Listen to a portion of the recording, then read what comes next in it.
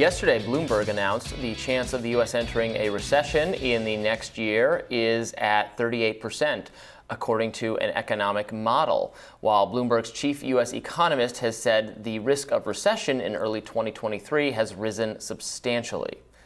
While many Americans are seeing some relief at the pump, AAA warns the dip in prices may be short-lived as drivers continue to fuel up despite the high prices. According to a new Gallup poll, 2/3 of Americans say gas prices are causing them financial hardship, one of the highest numbers on record in response to this question since the year 2000.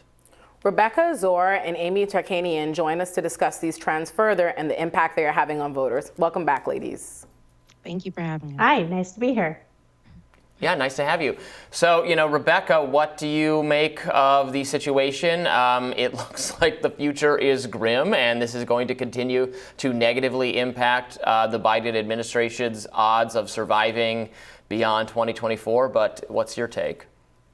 I mean, it's going to negatively impact Biden, for another run, but it's negatively impacting me as the American. I'm 2/3 the American. Listen, I'm 2/3 the American that's suffering from the gas prices, from rent increase. I know my parents are suffering from the mortgage, trying to hold on to the mortgages. Groceries are very high. So it's like, I know that they don't want to, they've been, haven't been ready to say recession. We've been saying inflation, and we've been talking about that, but nobody wants to really discuss recession and who it's really affecting. And for the Biden administration, it does look bad on them, but we have leaders on both sides of it. Republicans, we have Democrats who are just not doing what they need to do. We see the spending. What's more important? We have been seeing that, and it hasn't been the American people.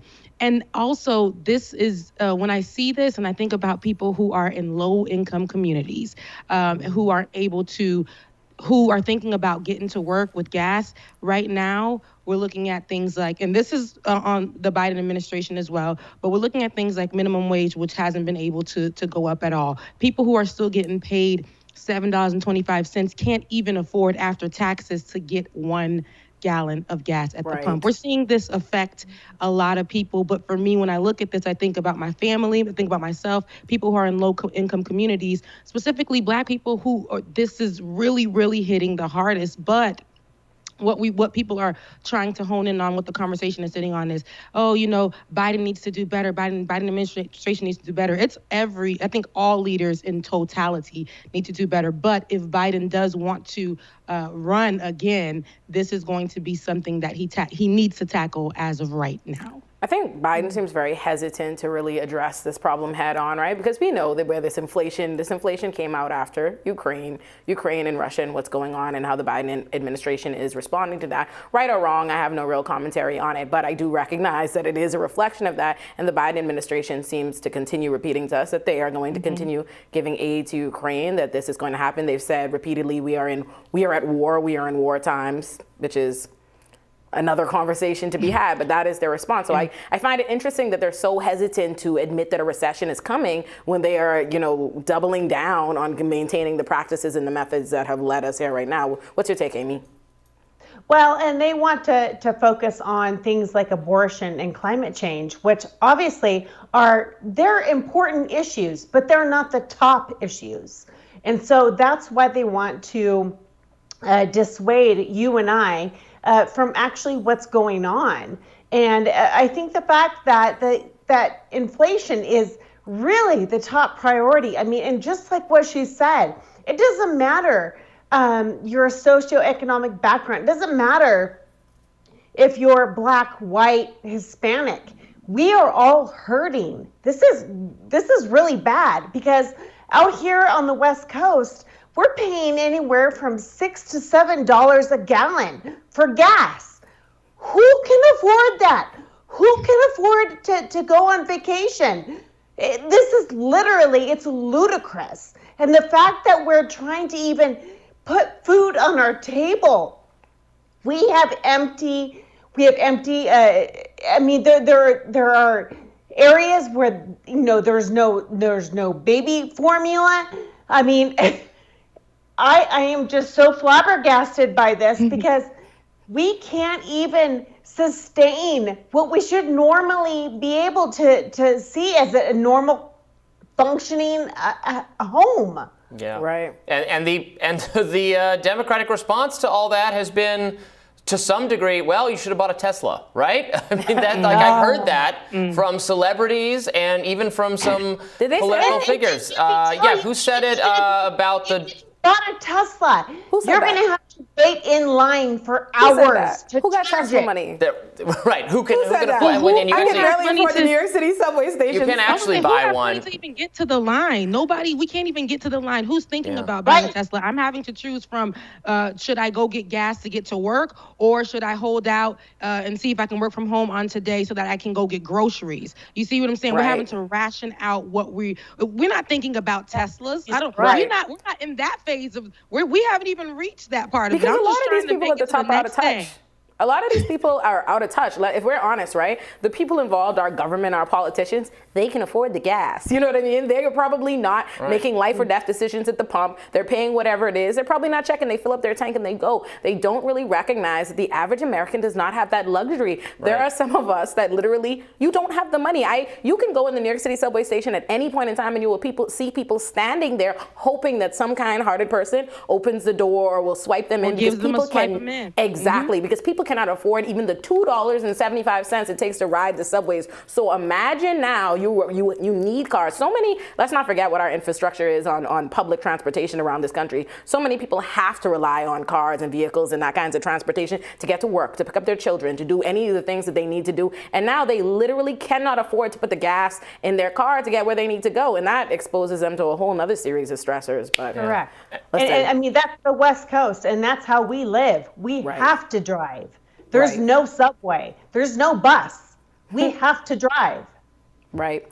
Over the holiday weekend. To drive to work. Over the holiday weekend, Biden slammed companies running gas stations for the high prices, adding that they should bring down prices to reflect crude oil prices. Reporter Peter Doocy questioned Press Secretary Karine Jean-Pierre over Biden's tweet. Let's watch. How did the president go from blaming high gas prices on Putin to big oil to small business owners now? Well, here's the thing about that, Peter, is when you look at, as of this morning, when you look at the crude oil, and when you look at wholesale oil prices as well, they've declined about 15%. And so retail gas prices, however, have only declined just about 3% over the same time period as we have seen with crude oil prices and the wholesale gas prices. And meanwhile, those same retailers are profiting, their profit have gone up about 40 cents, nearly 40 cents in that same period of time. So what the president is saying is that everyone along that chain, along that production chain line, needs to make sure that they're doing what is possible, their part in bringing down the cost for the American people. Rebecca, what do you make of that response? Girl, we ain't gonna see it. We ain't gonna see it. Why? Because I was on the show, a few months back, and we were discussing how gas prices were going up. And the conversation started happening because they were saying it was because of the war, Russia and Ukraine, and this is where we get our oil. It was that whole conversation, and this is why we saw gas prices going up at the time. Now we're not talking so much about the war anymore. That's not, mainly in the headlines, but we even knew at that time that wasn't really the reason why our gas prices were going up. So many of these gas companies had profited during the last 2 years, during the pandemic or the beginning of the pandemic, and they profited. So there is no reason why we should be suffering. What we're seeing here is capitalism. So I hear what she's saying, and shout out to my Haitian sister, Karine, but I hear what she's saying, but it's like, what can we do? We've been having this discussion this whole time. We've been trying to hold those people accountable, these companies, but nothing has changed. And we still see the gas prices skyrocketing. For us as the everyday American, listen, if you tell us the gas prices went down 2%, 1%, we're still looking at it like, dang, these gas prices are unattainable. This is too high. I still have to make sure that I'm figuring out, do I do gas or do I do groceries today? What am I going to do? How far can I go? That's still going to be our mindset, because that percentage doesn't mean anything to us. This is still something that's unattainable for us. We can't get gas. Can't afford it. Absolutely. We want to turn to some poll numbers. The new Monmouth poll found that 88% of the country thinks we are actually on the wrong track. And while 18 to 34-year-olds disapprove of Biden at 63%, 59% would still rather see Democrats in control of Congress. Amy, what do you make of these results? I think Republicans do have a big opening coming, certainly in the midterms and then also in 2024, but they have to run. Republicans have to stay, I think, laser focused on the economy and some other things, without, obviously, social conservatives got a huge win, but without I think some states are in danger of overreaching a little bit on the abortion restrictions and other things. What would be your advice moving forward? Well, no, I would agree with you. I think we need to steer clear from abortion and climate change, but we need to stay focused on, inflation and the economy and gas prices. And quite honestly, everything that she just said about, choosing between having to put in gas in her tank or food on her table, that is the focus. And I think it doesn't matter, your party affiliation. Everyone is struggling in that area. And so I think that's really what Republicans need to stay laser focused on. Yeah, well, I think there's a world where people would appreciate, Democratic voters would appreciate where Democrats focused on things like abortion and climate change. I think the problem is that they're not doing that effectively either. I think that's the issue. All of these issues. Yeah, but it's not at the top of the priority list.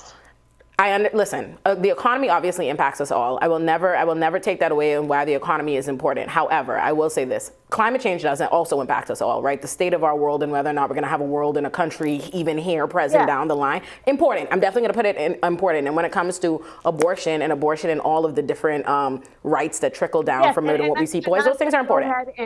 And go ahead and tell you too. I mean, Lake Mead in Las Vegas is dropping dramatically. And so we're going to be in a world of trouble, for thousands of people. Yep. So I do think that climate change is important, but it's not going to be the top for everybody across the nation. Fair. But yes, it is important. Fair. Well, we got to run. Rebecca, Amy, thank you so much for joining us. We really appreciate it. Happy to be here as always. Thank you. We'll be back with more Rising in just a minute. Stay with us.